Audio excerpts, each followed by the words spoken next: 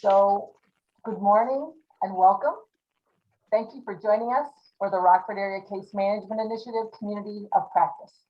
My name is Pam Clark-Reidenbach, and I'm the Executive Director of the Northern Illinois Center for Nonprofit Excellence, more fondly known as NICNE. And I'd also like to make a shout out to Billy Callahan, who's our Associate Director. She's handling the details of today's event, as well as the technology. You'll hear more from Billy later on. Before we get started, a couple things I'd like to draw your attention to that may be of interest to you as nonprofit organizations. NICNE is a back to business navigator. And so if your organization has demonstrated financial loss between 2019 and 2020, you may be eligible for a grant to support that loss, a portion of that loss. Please put your name in the chat if you want more information, or we do have office hours from 9 to 11 for that program at NIU Rockford, and we'd love to see you and help you with your application. The second thing I want to share with you is that the Rockford Area Case Management Initiative is seeking instructors. So if you are a case manager and you're interested in being trained, pop your name in the chat and we'll reach out to you. We would love to have you join the team. So just a little bit of information about the Case Management Initiative. We call it the RACMI. We are a collective impact initiative that's moving our community from a system where hundreds of agencies work independently to a continuum of care where agencies collaborate using the same language, philosophy, and best practices. This continuum of care provides case managers with intentional, effective, outcome-based practices that impact participant outcomes by ensuring they have the skills to take responsibility for results and that no one falls through the cracks of our case management delivery system. In response to a need expressed by area case managers, the RACMI also began providing a quarterly community of practice back in March of 2018. These are free events and they deepen case managers' knowledge about specific services available in the community in order to improve referral outcomes. It was also designed to provide professional networking, so when we can get back together in person, we will do that. Today's community of practice focuses on reentry programs and services and will be moderated by our friend Marlana Dokken, Director of the Chairman's Office of Criminal Justice Initiatives. Marlana will then introduce our esteemed panel. So thank you for being with us, Marlana. The floor is all yours. Thank you, Pam. Hi, everyone. I'm pleased to be here. I remember when this group started a couple of years ago.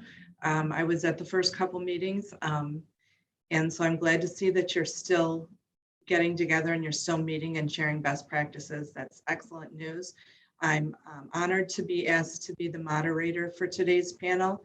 The chairman has made it a priority of his administration to address reentry and to work with the community and the community providers who are helping the individuals who are being released from our local jail or the Department of Corrections, both of which are the central starting point of reentry.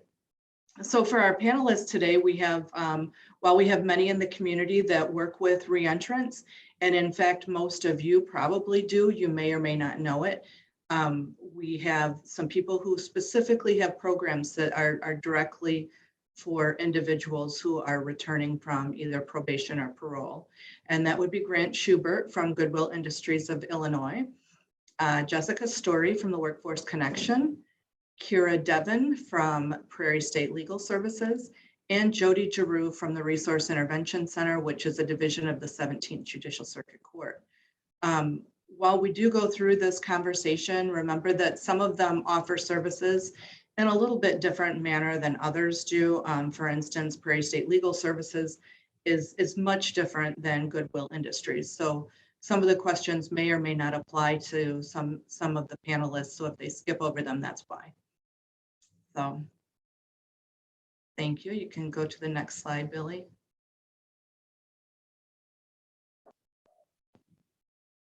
So what are reentry services? Reentry services are programs or services designed to assist formerly incarcerated individuals with a successful transition to their community after they are released. What we're going to do is we're going to give individuals the opportunity to share a brief overview of their program or services, and then we will go into the panel discussion, and then that'll be followed by a Q&A where your questions that you've placed in the chat feature will be responded to. So we'll start with Grant Schubert from Goodwill Industries. Grant, glad to have you with us today. You can take over from here. And then if everybody could just go in order like we discussed. Thank you. Yeah, so my name is Grant Schubert. As Marlana said, I'm the program manager at Goodwill. We run a program called Life Launch, which is a grant through the Department of Labor. We work with 18 to 24-year-olds, and what we try to do is present them with an opportunity to get paid work. A lot of individuals, 18 and 18, 19, 20, are looking for work. Their backgrounds can get in the way, so sometimes they give up. So we try to offer an opportunity to get them right to work. We also offer case management services, connection to different programming in the community. The easiest way to get a hold of me and enroll is there on the slide. You can reach out directly on my email, or our intake specialist is at 815-914-7254. Thank you, Grant. Jessica? Hi, good morning, everyone. My name is Jessica Story. I'm the operations manager for the Workforce Connection. The Workforce Connection works to provide opportunities for employment, training, and education, and as well as career services. We have 3 different career centers. We serve 3 different counties. We serve Winnebago, Stevenson, and Boone County. Our career services provide workshops, resume assistance, help with job applications, things like that. For our programs, we do offer work-based learning opportunities. So giving opportunities for work experience programs and on-the-job training programs to get people back into the workforce and get the training and skills they need. We also offer the WIOA training programs where individuals can attend schooling for credentials or certifications for in-demand jobs to gain those skills as well. In addition to that, we do have a community navigation program where we set individuals up for success by making sure that they have the basic needs that they need. For example, housing, documentation, whether they need IDs, things like that. Food access, transportation, so that we give them a good foot forward in order to be successful.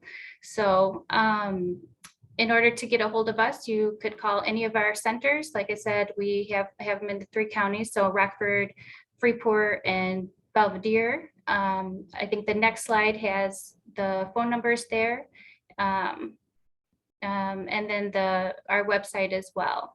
So thank you. Thank you, Jessica. Kira? Thanks. My name is Kira Devin. I'm an attorney at Prairie State Legal Services, and I also am the program coordinator for the Justice, Equity, and Opportunity program. And Prairie State Legal Services is a no-cost civil legal service provider. That means when I say civil legal services, that we don't help in pending criminal cases is the main thing we don't help with. But we do help with expungement cases. And Prairie State is the main legal service provider for the 36 counties in Northern Illinois outside of Cook County. And we have 11 offices. And in the Rockford office, we cover Winnebago, Boone, Joe Davies, Ogle, Carroll, and Stevenson. And we have 11 attorneys in our Rockford office. 4 of our attorneys work exclusively helping domestic violence victims, and one of them works full-time at with Family Peace Center clients.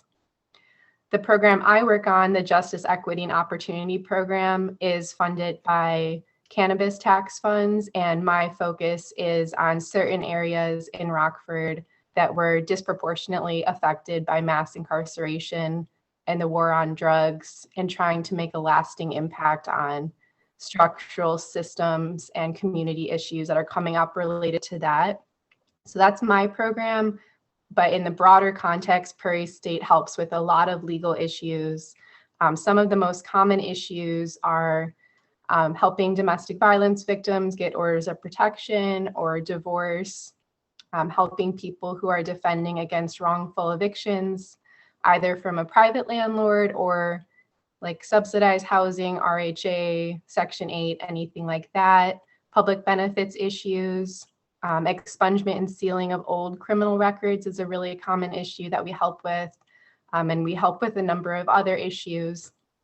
The way that people see if they can get our free legal assistance, either for advice or in-court representation, is by contacting us. And right now, our office has restrictions on in-person stuff. So the best way to contact us is by calling us at that number on the slide, 815-965-2902. We also take community partner referrals. So if your organization wants to talk about setting up a referral system with us so people can get through to us more easily, please reach out to me or anyone else at Prairie State directly. We also do on-site intakes and outreach events as they're available. That's been kind of weird with COVID, but we're always looking for outreach. So if you have any opportunities, let us know about that.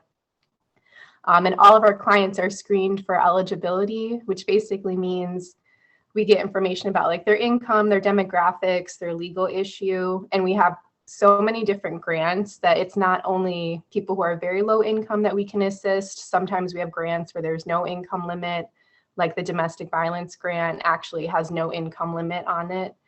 So if people want to see if they can get our help, they should contact us. And I put my direct number on the screen too, in my email. Feel free to reach out to me with any questions that you have, and I'll pass it on to the Resource Intervention Center. All right, good morning, everybody. So the mission of our Winnebago County Resource Intervention Center, which is also known as the RIC, is to enhance community safety by providing evidence-based targeted interventions. So we are serving individuals in Winnebago County who are ordered to pretrial and/or probation supervision. We do not serve individuals identified as low risk. Referrals are made to the RIC by probation officers, and they do that to target areas identified in their risk assessments, specifically criminogenic needs, and then also to address barriers and build protective factors. Next slide. Thank you. So we are a one-stop shop for treatment, which is a huge benefit. We're located right across from the bus station. We have childcare available at our kids' place. And then also we're located in the same building that our clients see their probation officers in. So that's a big benefit for people and addresses those barriers. We do have RIC probation officers as well as outside providers facilitating the following services at the RIC to individuals on probation and or pretrial supervision in Winnebago County. So we have Thinking for Change group, and that is a group that is one of my favorites. So I'm going to highlight that one a little bit. It is designed to help participants take control of their lives by taking control of their thinking. There are 3 components of Thinking for a Change, and that's cognitive self-change, social skills, and problem-solving skills. We also offer some programs that target the area of intimate partner violence, and that would be our partner abuse intervention program, which is ran by Remedies. And I did leave one off my slide. We also have a program called Beyond Violence. So that program is just a little bit different. We started that program. We're using Stephanie Covington's Beyond Violence curriculum, and that's to address a gap that we found. So women that we have who are assessed as a non-primary aggressor, who are not really appropriate for the traditional intimate partner abuse programs, we are putting them in this program. It is an evidence-based manualized curriculum that's designed to serve women in criminal justice settings with histories of aggression and or violence. And it does deal with violence and trauma they've experienced, as well as any that they may have perpetrated. We also offer substance abuse assessment, outpatient treatment, and aftercare. We do have 2 providers in the house that does that for us, and that would be Rosecrance as well as remedies. We also offer a program called A New Direction, Relapse Prevention. And that specific program is used for people who have already maybe completed treatment several times. They've experienced a relapse and they really need to reestablish their relapse prevention plan. We offer anger management programs. We have a separate one for men and a separate one for women. We also offer individual therapy. We have one therapist right now. We did used to have two. But we're still going strong with that. We offer individual therapy. Our therapist is trained in cognitive behavioral therapy as well as EMDR, which can be very helpful in addressing trauma. In addition to that, we have a Beyond Trauma program for women. We have an Exploring Trauma program for men, and those are both using Stephanie Covington's curriculums as well. We offer a grief and loss group. We have Rock Valley College providing high school equivalency classes here, as well as job readiness courses. We have Youth Services Bureau providing parenting classes. And then we also have a group called the Wake Up Group that is being provided by Tommy Meeks. And that particular group is a 13-week program where participants explore African-American history and culture. And Tommy Meeks provides support and mentoring to participants in this group. We have a few other programs. We have one called Essential Organizational Skills for Success in Probation. We're using this particular program for people who are struggling handling all of the conditions that are placed on them being on probation. It was actually developed for people who were in the drug court group and were having a hard time acclimating. We've since then expanded that to anybody on probation is appropriate for that program. And I think that is everything. I can be contacted at the address listed, jgiroux@17circuit.illinoiscourts.gov. And then my phone number is also listed, 815-319-6265. Everything we have is housed at 526 West State Street in Rockford, Illinois. Thank you. Thank you. Thanks to all of you. So, and to all of you, why are your services critical to the community? And you could use this time to expand on some of the things you said in your introduction. You know, use it however the point you need to get across. Why are your services critical to the community? Yeah, for me, you know, we've been doing this work for over 2 years. And I think I said it, we work with 18 to 24-year-olds. I think our services are really critical because we're able to provide a wage to these individuals to access our programming. They get workplace experience inside a warehouse. We're at the Goodwill behind Northtown Mall. We have an open house on September 22nd if anyone wants to come. Kira, come on down, 7:30, 9:30 or 4 to 6. I'll send invites out if anybody wants them. But they're able to get a real workplace experience. They're also able to engage in something that's real. We have 2 case managers on site that are holistic. They help them with GED to navigate resources. A lot of the individuals we meet in this age group don't have anything that they're holding on to. They're kind of wandering a little bit. They're trying to find their way. They're holding on to things, football or basketball or things that don't really exist for them anymore. And this is a really great place to build camaraderie with individuals that are like them, that have been through similar life experiences, all while being paid so they can kind of navigate the world as we all do. So for me, that's one of the really big things that we provided that's critical is a wage and a place that they can kind of feel at home. Our work-based experiences is not rigid in the sense where if you're late once, it's over for you. We really use when I say every scenario, I mean it as a coaching opportunity. So it's a really healthy and safe place to land, and we're really proud of that. I'll kick it off to Jessica.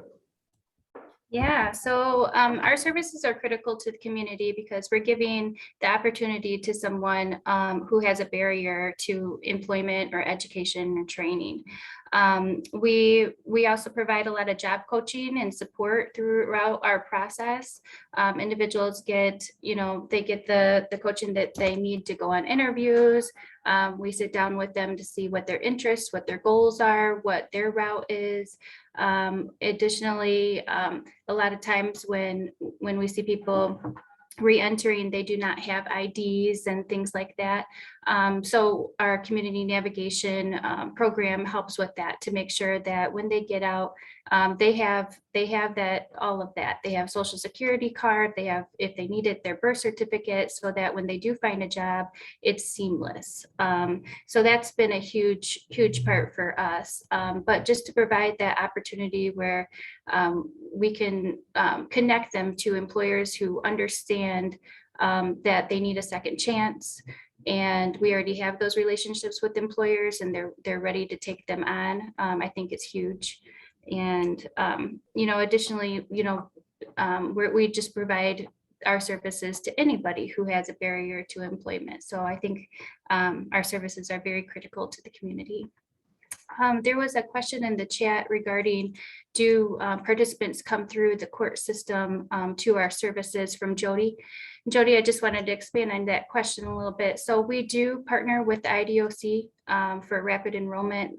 We get referrals from probation officers, and our rapid enrollment consists of them going through the process in one day so that we connect them to work-based learning quicker. So we do partner with the IDOC.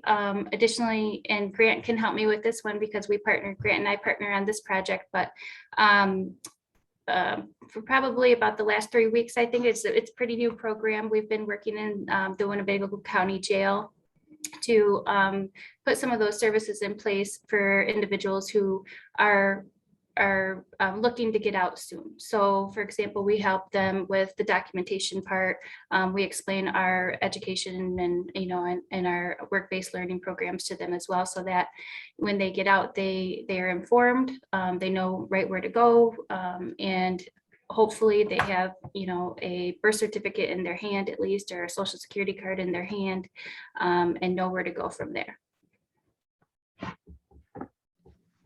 Thank you, Jessica. Kira? Yeah.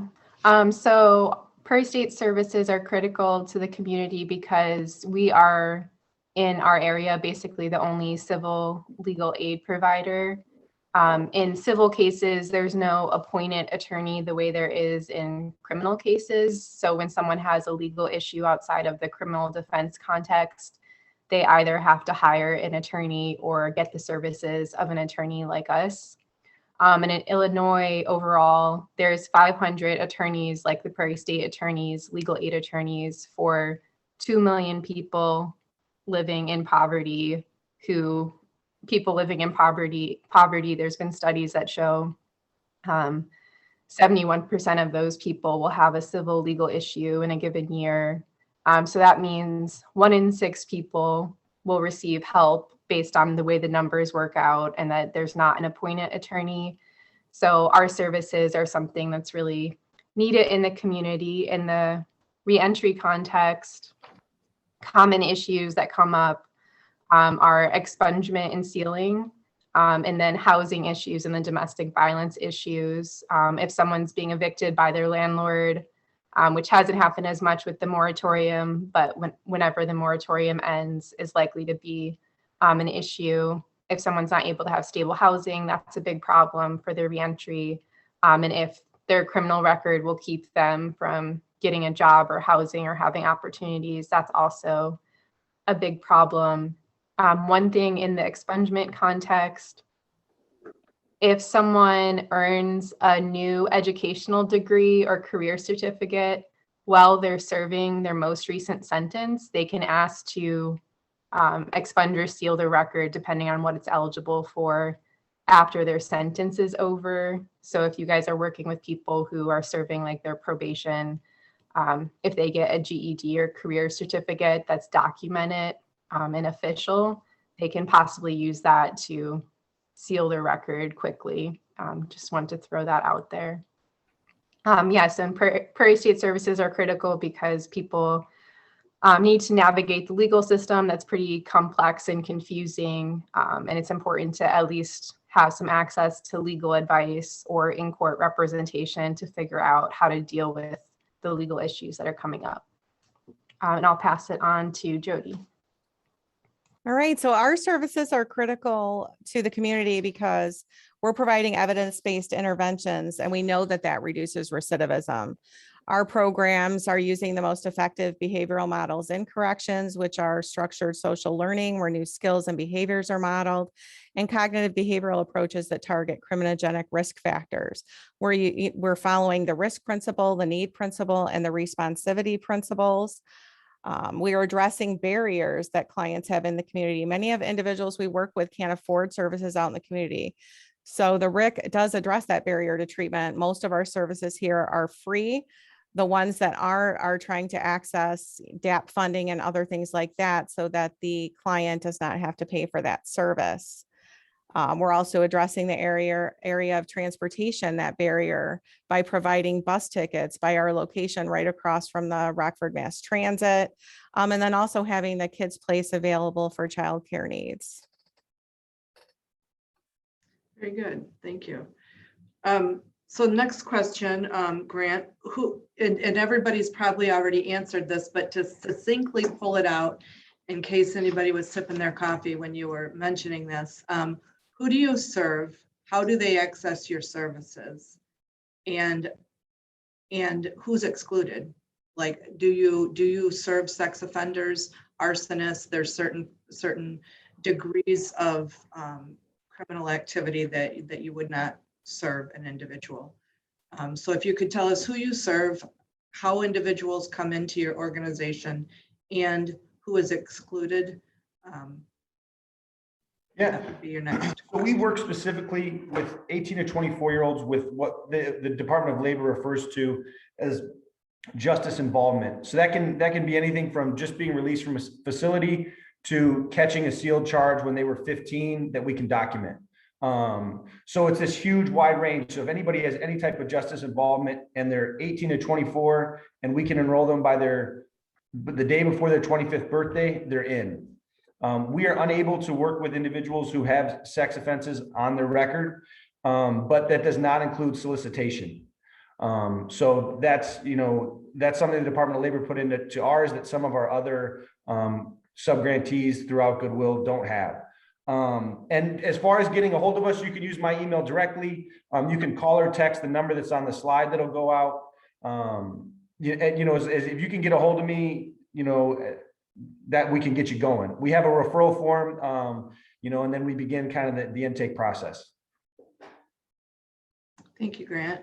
Jessica, same question. Yeah, so we serve anybody who needs career services. So again, the resume help, needing to fill out a job application online, workshops, employability help that way, any type of career services, and there's no qualifications there. For our programs, we do have an Elevate program. It's a youth program. You have to be 16 or older, and then our adult program starts at 18. So you just have to be 18 years or older. If you're male, you have to have been do the selective service. And then if you're a dislocated worker, then that would be a barrier to employment too. So basically, our programs are for anyone who has a barrier to employment.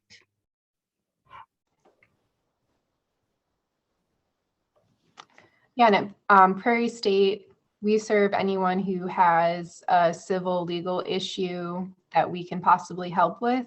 There's no age or any requirement like that. We do the eligibility screening where we get information about someone's finances and how important that is into whether or not we can talk to them about their case. Depends on what grants we have at the time, and there's a bunch of different income limits. We also do a conflict check, which is something every attorney's office has to do before they talk to a client about the case. And a conflict check is where we get the name of the adverse party or the organization the case is against. And there are times where we're not able to talk to someone because there's a conflict. And the easiest way to explain that would be, for example, if someone wants to get a divorce and the wife calls us one day and says, I want to divorce my husband and there's abuse. And then the next day the husband calls us, we'll see in our system that we already talked to his wife and we will not get anything but like really basic information from him and say, you know, we're not able to talk to you because there's a conflict. And when we say there's a conflict, we don't reveal what specifically that means, because all relationships with attorneys, even a phone call, is confidential. So a conflict is the biggest like confusing way that people are denied, since we're not allowed to say specifically who is the issue and what the conflict is. We also have restrictions from the government funding on what types of cases we can take. So there are restrictions on things like not doing class action cases, not helping with prisoners' rights. We can't defend against or defend people's abortion rights based on the federal restrictions. And we also don't take fee generating cases frequently, where someone wants to say sue someone because they were hit by a car or suffered another injury, where they're going to sue for a large sum of money. If they might get a large sum of money, then an attorney who charges a fee is the one who would be most likely to take their case. So those are the main reasons that people can't access our services, is just like the type of case is restricted, or there's another attorney in the community who would take the case because it's a fee generating case for a large sum of money. And I'll pass it on to Jody. Thank you. So we are serving individuals who are 18 and older and ordered to either pretrial supervision or probation by the court. The best way to access our services would be to contact the lead probation officer assigned to the case. And that is because they are the ones who are completing those risk assessments that are identifying the risk level as well as any criminogenic needs. And then they're making the referrals directly to us through a case management system. So that would be the best way to contact us. Thank you, Jody. Okay, so this is about risk assessments and may not apply to Prairie State. Do you use the risk and needs assessments for individuals to inform treatment planning? And if yes, explain how you obtain the assessment results. And just for a little bit of background information, probation and parole, so Jody's going to already answer yes, do use this, and it's something that needs to get spread to the community, and we've been working on doing that through partnerships and strategies to reentry, a multidisciplinary team of the Criminal Justice Coordinating Council. So we'll talk a little bit more on that at the end, but these are just questions to sort of inform that and understand what organizations are doing. So Grant, do you use risk and needs assessment results to inform treatment planning? And if so, how do you obtain the assessment results? Yeah, Marlana, you were in the training with me. We use ORAS, which is the Ohio Rehabilitation Assessment System. We've used that in the past. We will go to a new system in January called IORNS, which is put out through Goodwill Industries International. But we do a risk assessment to understand where these individuals are coming from. And then we also we use the Arizona Self-Sufficiency Matrix for a needs assessment. So we do an assessment to understand who's high risk and low risk, so we can make decisions based on that. Great. Okay. So at the Workforce Connection, we do not use a risk assessment. However, we do provide some assessments to the individuals that we serve so for competency, we do a math and reading test just to kind of see where they are, so that we're helping them make an informed decision based on what goals that they have and where we can connect them going forward. We do offer career cruising as well. So that's kind of a form of assessment that they do on their own, but we don't really do any risk assessment per se. Okay, thank you. Jody? Yes, our adult probation officers are using the adult risk assessment, and our pretrial officers are using the Virginia revised. So those adult risk assessments are going to be looking at the risk of recidivism and identifying criminogenic needs. The pretrial risk assessment is really going to be looking more at the risk of failing to appear in court and the risk of new offense during the pretrial stage. So those are really looking more at the short term. So those assessment tools are really going to help us kind of identify those risk needs. So the who and kind of what to target. And we do share a case management system with the adult probation division and pretrial division that allows us to access those results. So we are getting those. And then just a side note, because we contract with providers, any of our providers that are in-house here at the RIC that we contract are getting those they're getting referral sheets, which will indicate whether they're low, moderate, high, and any low risk would be weeded out. We wouldn't accept any low risk. We don't target the low risk population here. Thank you, Jody. Okay, so this is about collaborative case management, because as a community, that's something that we've always strived to do, and we do as good of a job as we can. And so I'd like to ask, knowing that probation and parole are kind of the starting points, and I don't think this will apply to you, Jody. Do you work with the individual's probation and parole officer to coordinate service plans? If so, is that done all the time? Sometimes, never? And just, I'm going to throw this last question in there. Do you separate high-risk individuals from low-risk individuals in a treatment environment? Yeah, so I would say about 35 to 40% of our participants are referred by probation or parole. And it really, we kind of currently work at we are in contact with that officer as frequently as they want us to be. We've done everything from weekly updates to site visits here. So we're kind of at the whim of probation and parole. We're here to, to help their folks, and they're our participants. So we're trying to figure out what's best for them. Some, officers have different styles. So, we try to kind of figure out the best way to work with those individuals. So yeah, so we have service planned, and we would be really down for a more formalized process in that. But yeah, we've written letters to parole officers and judges and things like that to kind of vouch for the work that we've done together. We obviously through our training realize high risk and low risk shouldn't mix, and we've made a very concerted effort to make sure that doesn't happen. Great, thank you, Grant. Yeah, so for the workforce connection, the individuals that come through the IDOC, we do work with someone from the IDOC that connects us to those individuals, and I believe they are at high risk. They're individuals who have just been released, and so again, we're trying to get services in place as quickly as possible for them. We don't contact their parole officer unless they ask us to. We try to work with them individually and, respect that decision based on what they would like us to do. If we are placing them with an employer and their special circumstances, we may contact them just to make sure that we have an appropriate fit. But otherwise, we're working with that individual mostly. Thank you.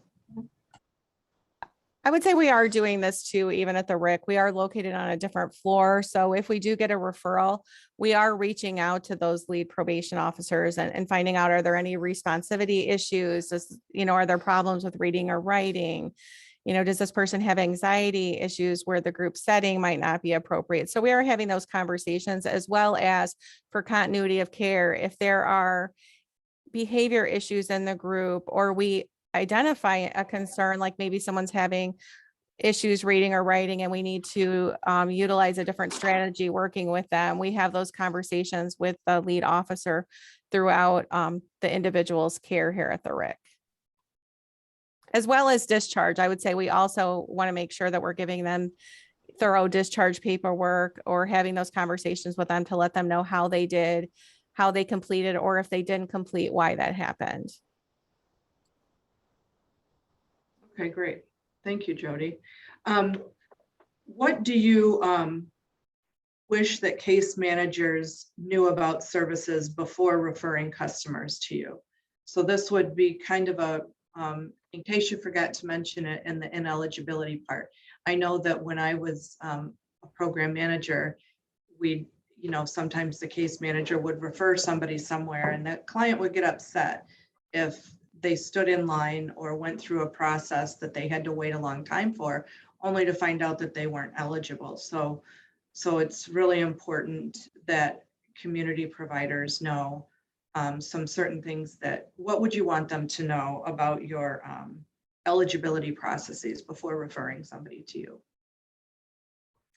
Yeah, I think for us, we want to make sure that people understand that their expectations built in. Sometimes, we've been referred folks that, no call, no show, and then it ends up being kind of a capacity thing. But a lot, I think for us, just to let people know that we're here to collaborate, we're here to, to share in the funding we have and to share in the outcomes we have. And to make sure that you're, someone who's ready to work and who's ready to kind of get on the path.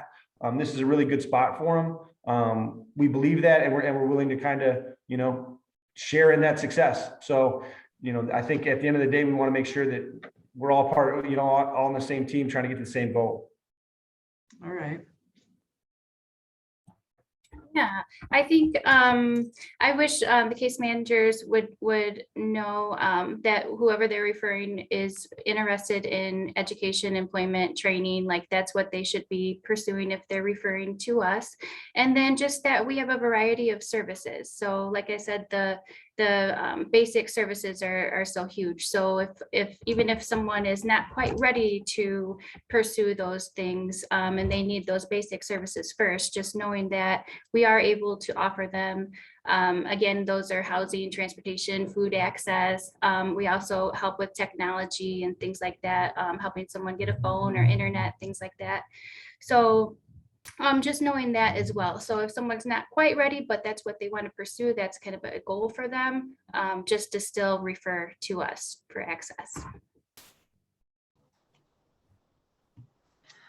And at Prairie State, in terms of when case managers refer someone over, I think it's important to know that legal assistance can be in the form of advice or pointing out like how someone can take care of an issue on their own, or possibly why maybe their legal issue isn't the best one to pursue in court, whether they want to file a case or they want to defend against a case, the possible outcomes.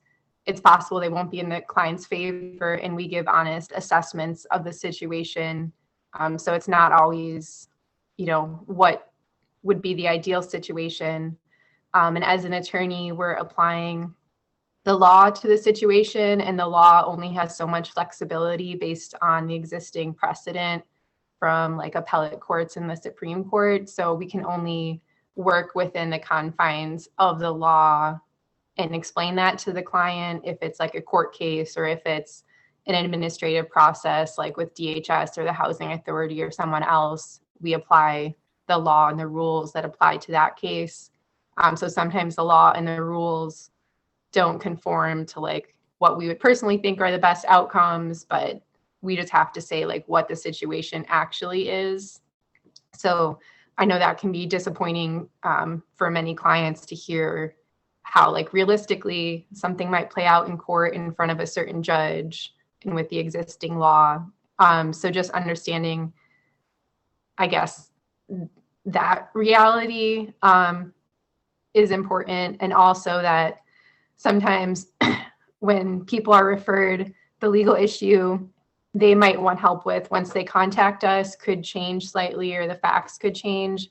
And we're not allowed to share with the case manager usually what we talked to the client about, or even what we told them to do, because that's confidential. So at least for me personally, there's always a reason that something happens. And for all attorneys in our office, I assume that's the case. We can't always share it with you if like it seems like there's a disconnect, but we can always try to help people at least talk to someone in our office and then go from there.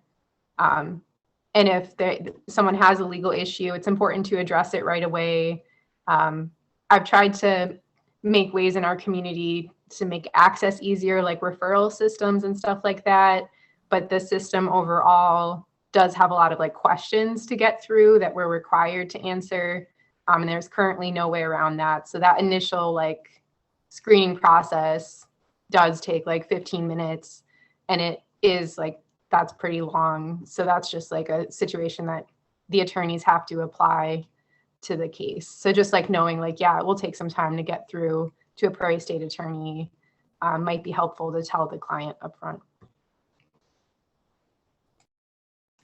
What I was just going to say, what I would want case managers to know about services, just keeping in mind all things in proper order. So for an example would be, you know, we want to make sure somebody is ready for treatment before we put them in treatment, or that we're addressing the barriers that are there first.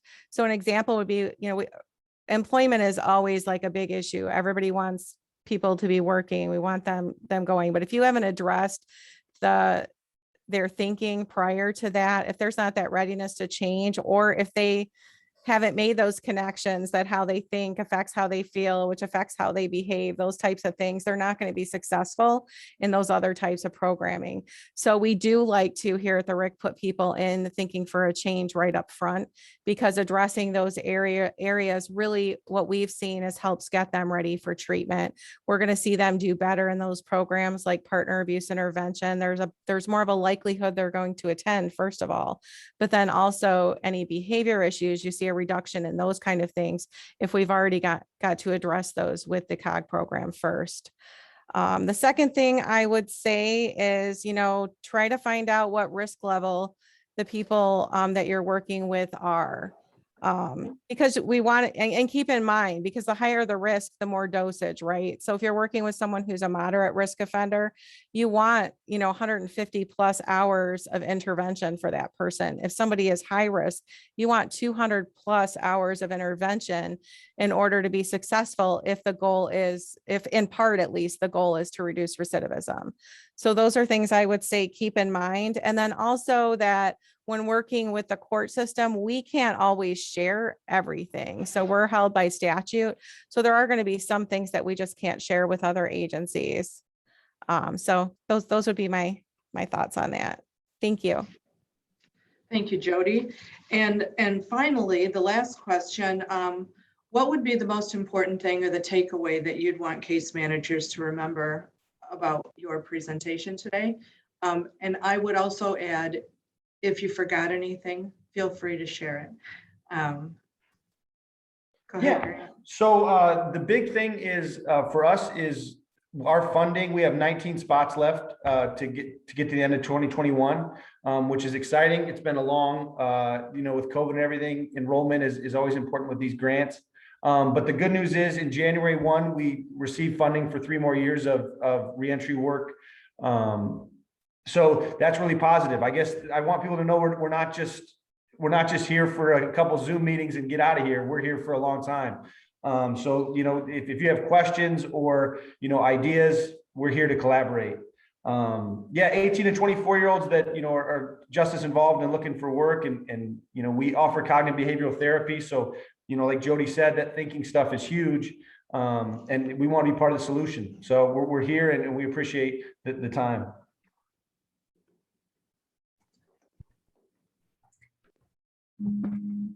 What I would want everybody to remember about our program is that we serve the 3 different counties. So if you do serve, you know, Stevenson County, for example, please continue to refer to us. You can refer people to our career centers, but we also have a referral form that I'll ask Billy to send you all. You're welcome to fill that out and send it in to us. And then just that we are very inclusive. Again, we help a wide variety of people with barriers to employment, or anybody who wants to have training or employment as well. And we really meet people where they are. So not everything fits one person. So we really do kind of an assessment with them to see, you know, where we can help lead them into their next career path. So thank you. Thank you, Jessica.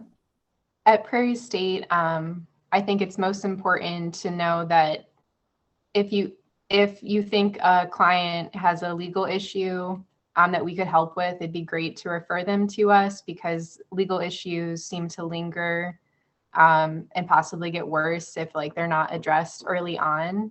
So it's great if we can help people with advice or representation in court early on when the legal issue is starting versus like after it's ballooned into an issue that might be difficult to solve with a legal solution. We're also looking to help with larger issues in the community, like structural issues and neighborhood issues.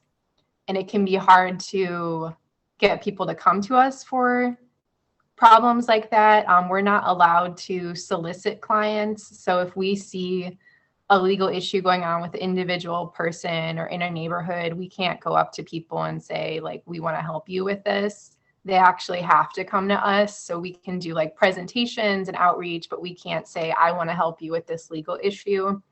So if you notice things going on in your community and would like us to like do a presentation on that topic to a particular community group, we would love to do that.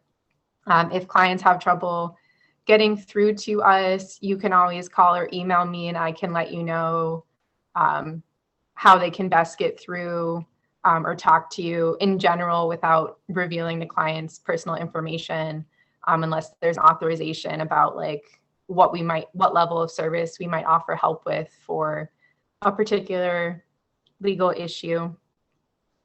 So that's it. Jody. What the most important thing I want people to remember would be the array of services that we provide to keep in communication with probation, for that continuity of care. And then especially just remember to address, if you're working with the people in the criminal justice system, you want to make sure you're addressing attitudes and thinking first if you want to be successful. Very good. Well, thank you all very much. We're going to go to the question and answer time. I believe, Billy, you had some questions that you wanted to read off. I don't know if they're directed to individuals, but you can let us know. We have a few great questions in the chat. Dan and Mick had asked how your organization support or facilitate health and mental wellness and well-being in family re-engagement. So she gave some examples like anxiety, depression, chronic disease management. If you don't, who do you refer to?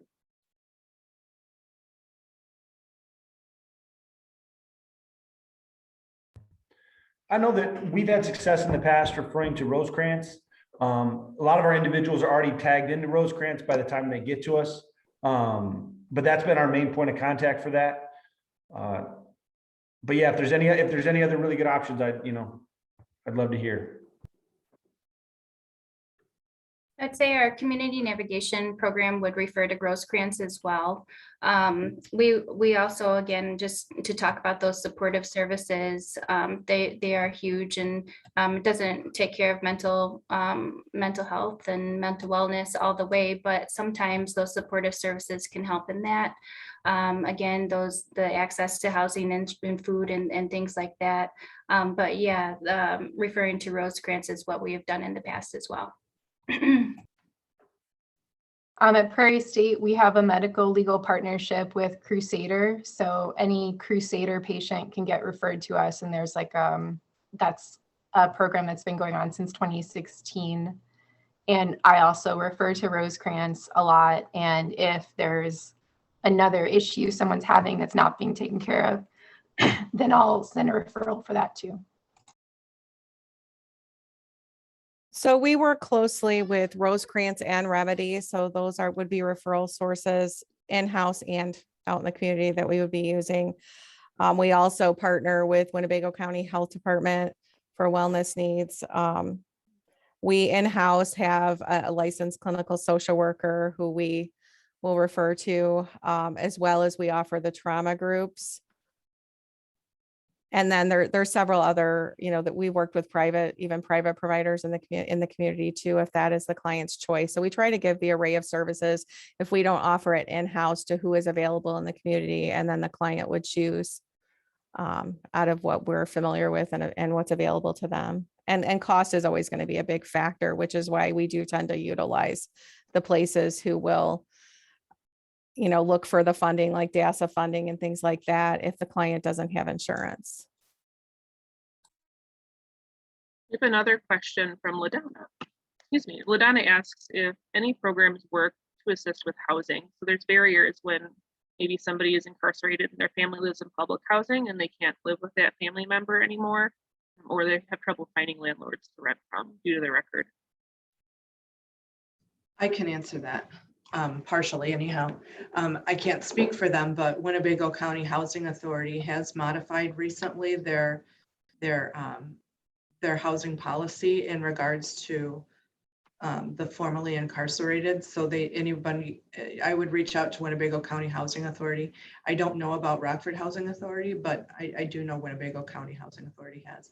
In fact, they have a reentry program right now where they're receiving, where they have 30 vouchers for Boone, Winnebago, and Stevenson County, where individuals can come directly from IDOC and into a program that includes housing. That doesn't answer all of our needs, but it begins to answer some of them. Great, thank you. Someone else had asked, they sent me a private message asking about transportation. Do any of you assist with transportation, or how do you assist people get transportation to and from work or to and from treatment? So we do offer bus tickets. We have the Rockford Mass Transit bus tickets that we will give people for their appointments. If they have a specific need, we'll give the to and from bus ticket for that. And through our program, we're able to provide Lyft or Ubers to employment if transportation is an issue. That usually comes with some type of budgeting plan so that we can wean the individual off those rides, but we do have the funding to provide transportation. We also offer bus passes to get to interviews, things like that, connect with different things in the community that they need. We also offer gas cards from if someone needs it as well. At Prairie State, we don't help with transportation, but we do help with the barriers to housing. So clearing that record if it's possible, or if the landlord was actually discriminating against the client and not allowed to deny them based on their record, that's something we could possibly help with. And I'm also the chair of the Northern Illinois Homeless Coalition. So if there are any thoughts that anyone has about this issue of housing and records, that's something that we're looking to address as well and working with landlords. So that's something you could also reach out to me about. Regarding If I could just add on to the housing piece too, we have worked with Rockford Rescue Mission, Carpenter's Place, and even Rosecrans. If Rosecrans is working with someone who has mental health issues, they also have some programs that address housing. So that is a resource out there as well. Thank you. Oh, and I should also mention Salvation Army's program for women, the Women's Restorative Justice. They have a great apartment complex. It's a beautiful building. So that's housing for justice involved women. To the transportation, one thing I want to point out about individuals in recovery, or not recovery, I mean reentry. Every population has some uniqueness to it, and with this target population, some of them have been gone for a very long time.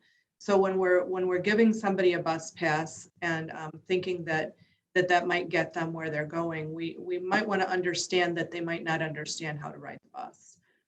They might not understand the new systems. They might not understand the route.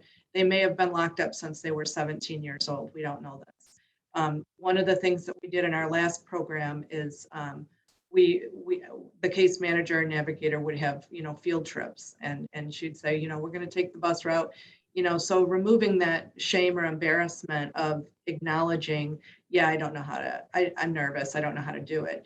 So just removing that barrier altogether by saying, we're going to do this. And if they couldn't make that day, that she would take them on individual ones, and she would say, we understand that a lot has changed. Rockford's changed, our bus routes have changed. So we're going to take everybody on a little bus trip.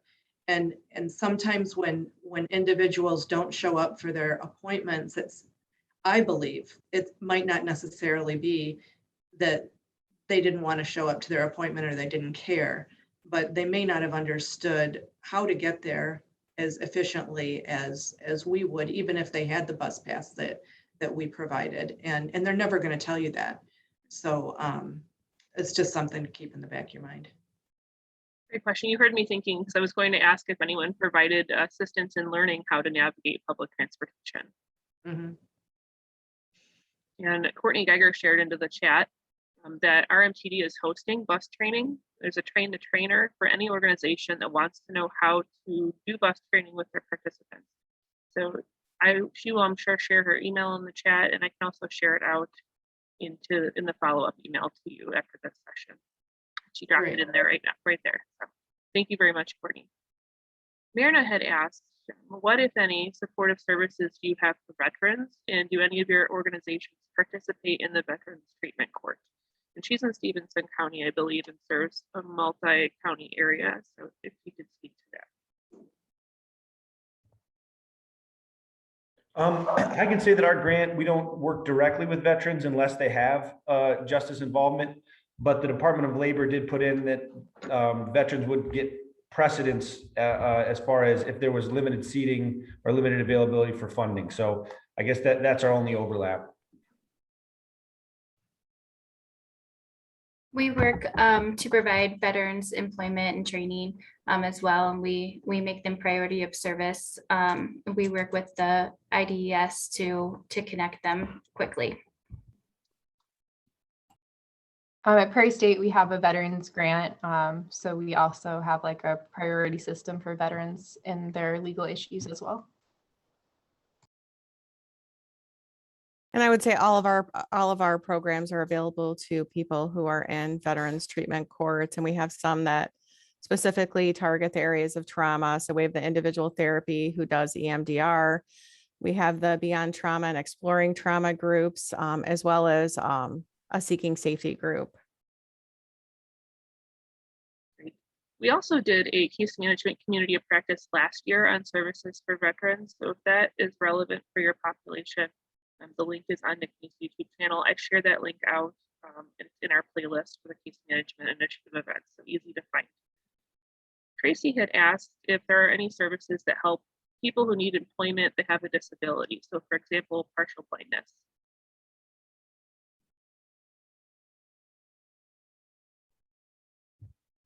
I can say that Goodwill offers a variety of services, and I can get you that information.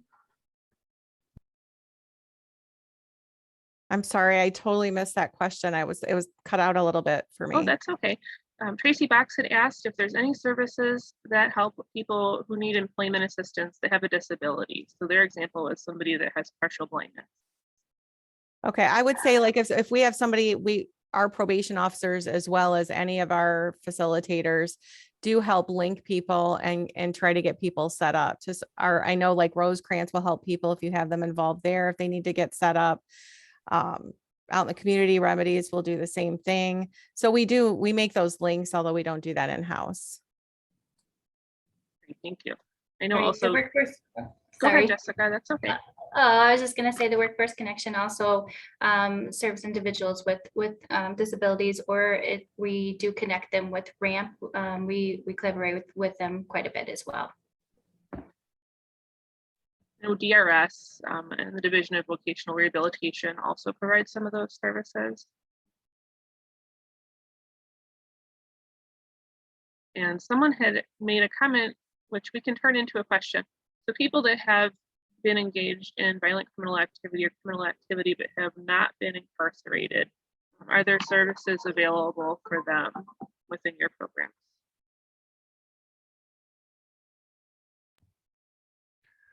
And I guess incarceration, some of my guys have not been, actually formally incarcerated. They've been just charged and put on probation.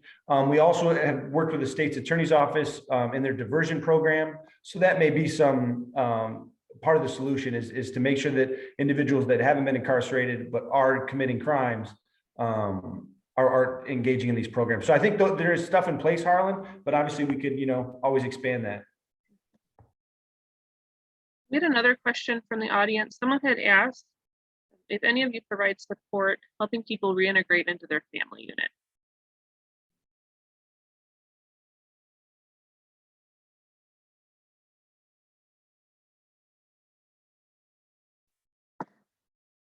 It sounds like maybe not any supports in that area. We might have a gap there. So if you know of anything, please share that in the chat. I can share it out to the group. We're happy to share with everybody. Well, Jody, you have the parenting class, so I think that partially addresses it.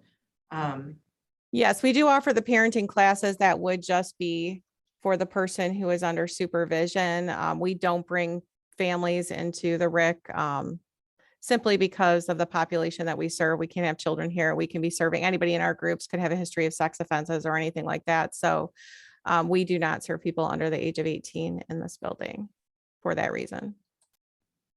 Thank you. I know family counseling services is in the community. They may be available. They do have limited early intervention support. So you can see people for a certain number of sessions or hours. That might be something to look into. Someone had asked, how many people do you work with each year that fall into the reentry category? So our current caseload, we've served almost 100 individuals, and our goal is to serve 118. So that's over about a year and a half with COVID sprinkled in there. So yeah, that's our number.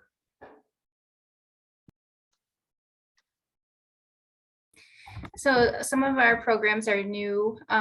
We just started this, within the last quarter or so. So I don't have those numbers, unfortunately. So if we have the same discussion in a year, hopefully I'd have a little bit more information. At Prairie State, each attorney represents depending on the type of case, because there's a really big variation between like in court representing someone at like a bunch of trials versus a lot of advice. So the range is like 100 to 200 depending on the type of the case and how new the attorney is to practicing law or practicing in their area. And then I don't know the total numbers for Prairie State since we have 11 offices. But I would say that's like an average, like 1 to 200, depending on the case and the attorney's newness to being an attorney. Looks like we've had about 1,100 referrals the first half of the year.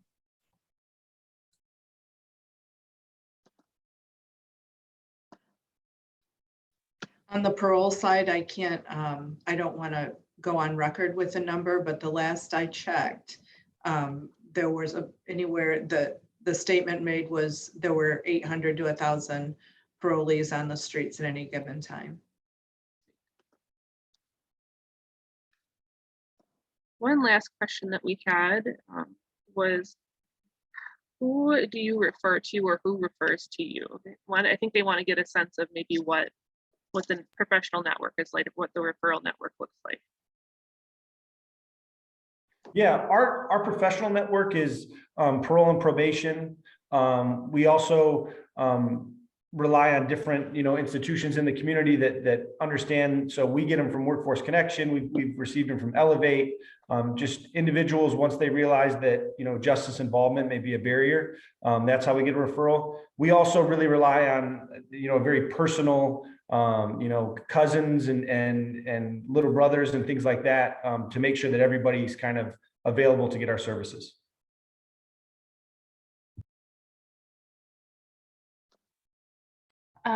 We work with, like I said, the IDOC, Winnebago County Jail. We work with the Rockford Rescue Mission, Family Peace Center, Community Action. We have a group of core partners that we work with, and we receive referrals for employment and training from a variety of agencies in our community. And then we also, we receive referrals and get referrals from them, and then refer back to them for different needs as well. And I'll add, Billy, that that everybody on the panel is also a member of Partnerships and Strategies to Reentry.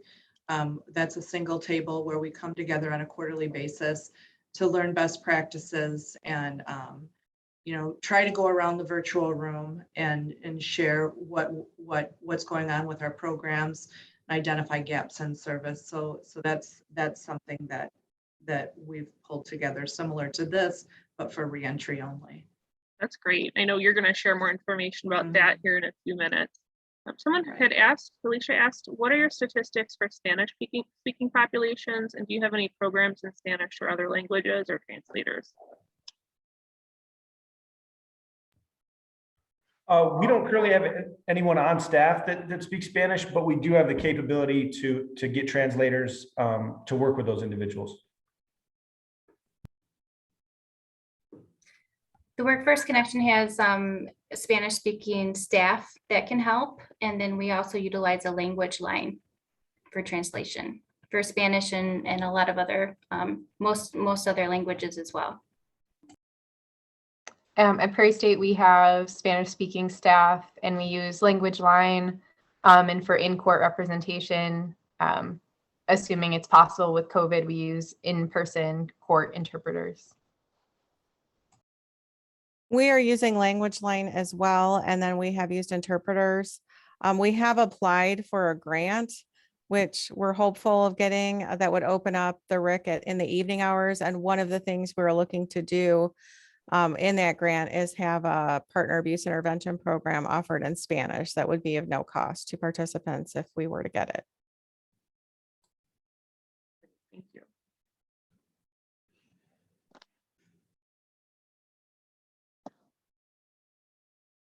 Can I also correct my number I threw out? I was looking at the wrong number. So we had 800, roughly 800 referrals the first 6 months of this year.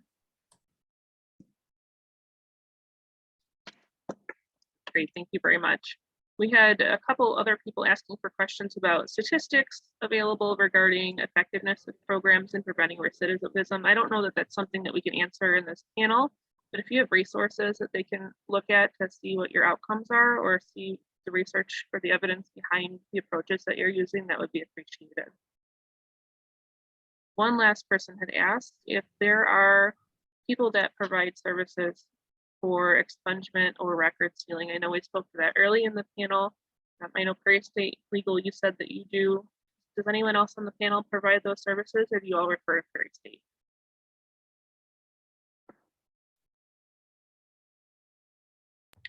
We refer right to Prairie State, and they've been awesome. They've actually helped multiple of our participants. If there's any questions that we missed, please type those into the chat. I'm going to move forward, and Marlena is going to share some information about her programs. And if we need to jump back to questions, that's entirely fine. Don't be afraid to type into the chat. Can I just throw one thing out there about the program evaluation? So there has been evaluations done on the RIC in the past. They were completed by Dr. Penny Billman.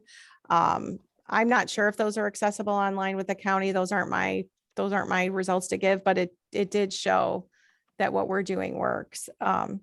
So I'm not sure if Marlena has access to that information, but it has been done here. I think I do. Thank you. Sure, and then I'll just close with sharing a little bit about the criminal, the partnerships and strategies to reentry. This is a multidisciplinary team of the Criminal Justice Coordinating Council, and the Criminal Justice Coordinating Council is made up of members of our senior level of criminal justice providers and policymakers. And in that, they are supporting, they want to connect with the community by working with multidisciplinary teams that are already in existence. One of the reasons for doing this, obviously, is for continuity of care. And the other is, one of the reasons that's important to me is because as a former program manager, I remember when the days when we did not have to collaborate and we didn't do it very well. And then I remember when they told us that we started to have to collaborate, and we started doing it better, and we're doing it much better, and we're doing a pretty good job now. And then the funders started using the terminology multidisciplinary team. And that's where I said full stop.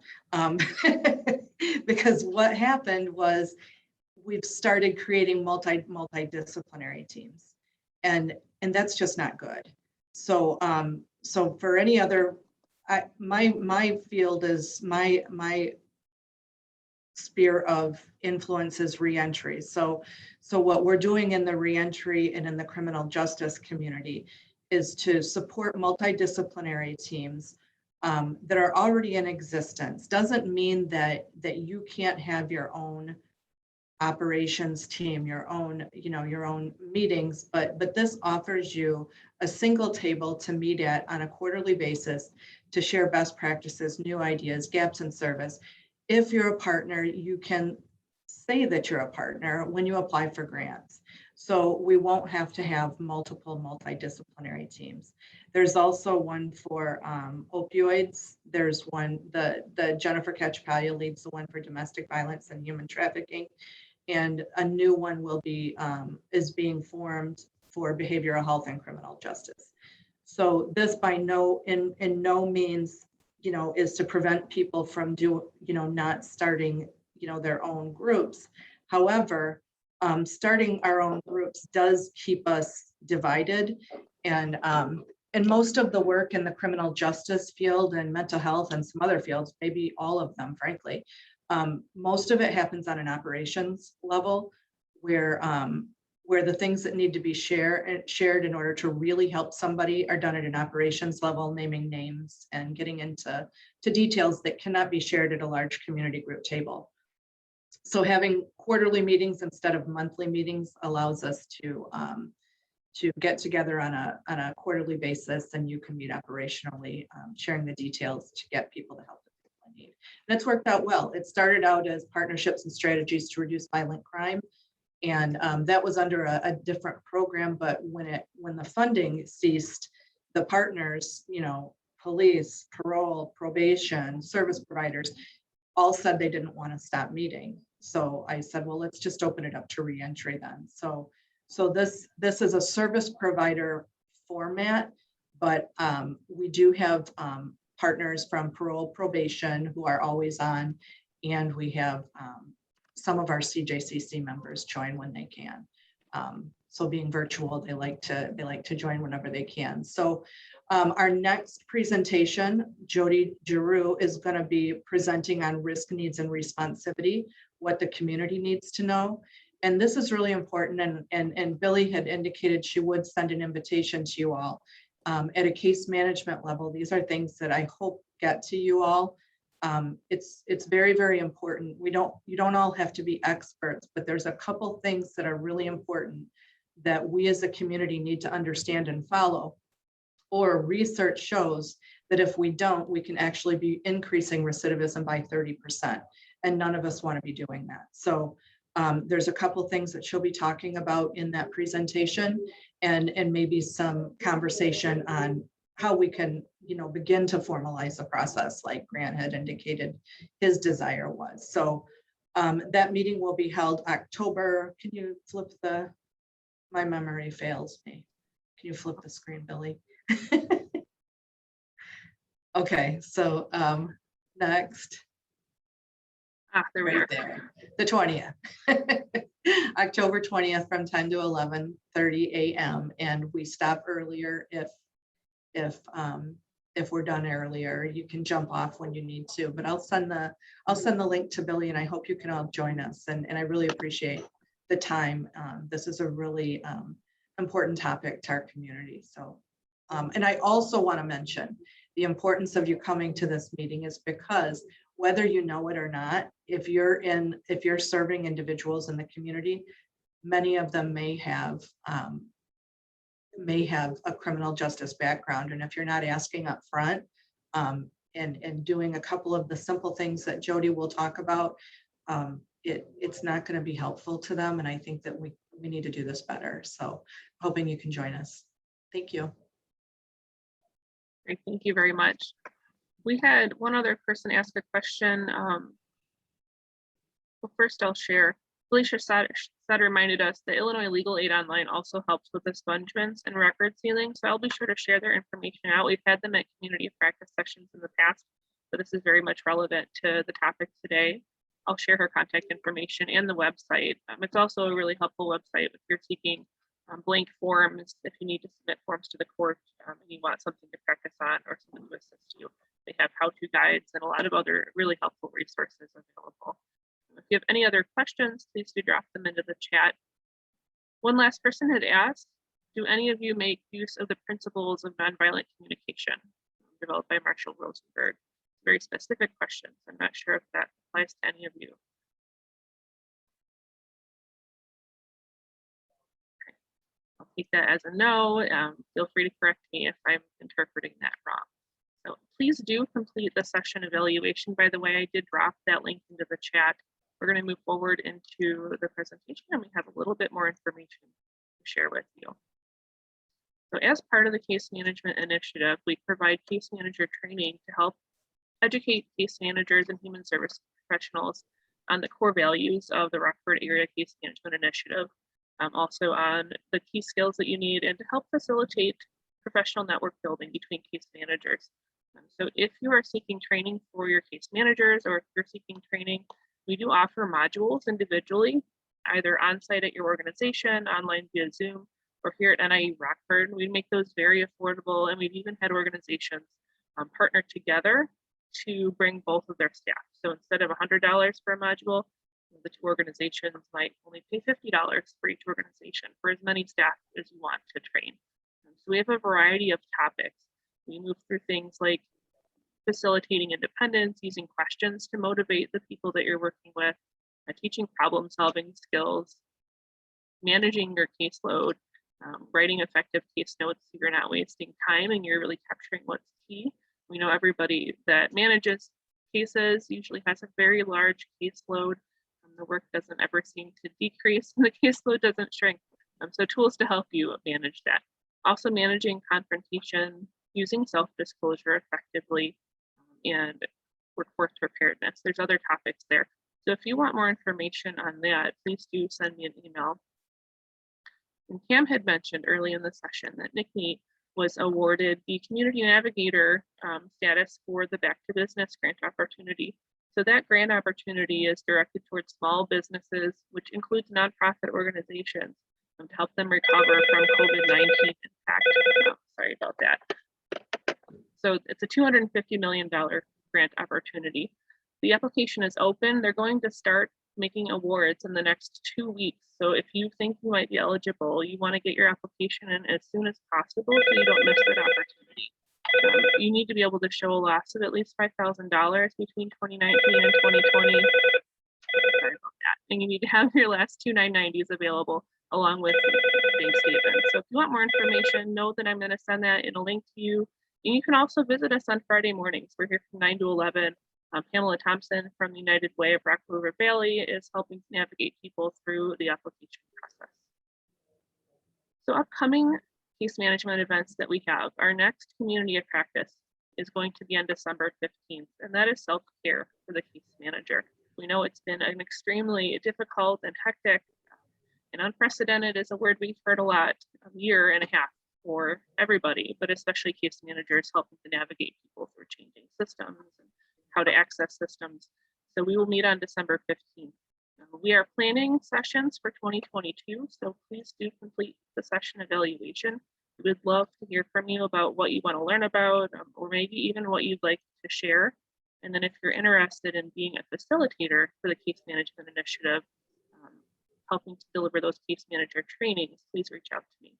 Our next case manager training is going to be held online on Zoom on November 2nd and November 9th. I'll also share with you that on the 22nd in the morning, we have a session with Samuel Castry, who is going to be teaching a workshop on how to recognize and prevent sexual harassment in the workplace. We are offering that because the state of Illinois, starting in 2020, requires that all employers train every single employee that you have on how to recognize and prevent sexual harassment in the workplace.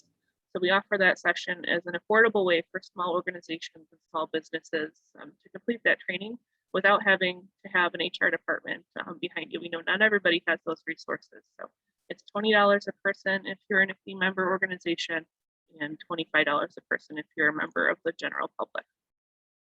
And the last thing I'll share, we had a panelist that couldn't make it with us this morning. She was pulled away by her employer for another urgent task. So we will share information with you about Get Connected 815 Tara Flower. She provides social, emotional support. They have discussion groups and support groups, and she also provides assistance with writing resumes, so things of that nature. We thank everybody for coming today. Please, if you have additional questions, share those in the chat with me and I'll email them out to the attendees, or feel free to email the panelists yourself when you get their contact information. Thank you so much, Marlena, for leading a fantastic panel. And thank you, Grant, Jessica, and Jody, and Kira for presenting this morning. And thank you everyone for attending. Thank you, Billy. Thanks everyone. Thanks for joining us. Great job, everyone. Take care. Have a great day.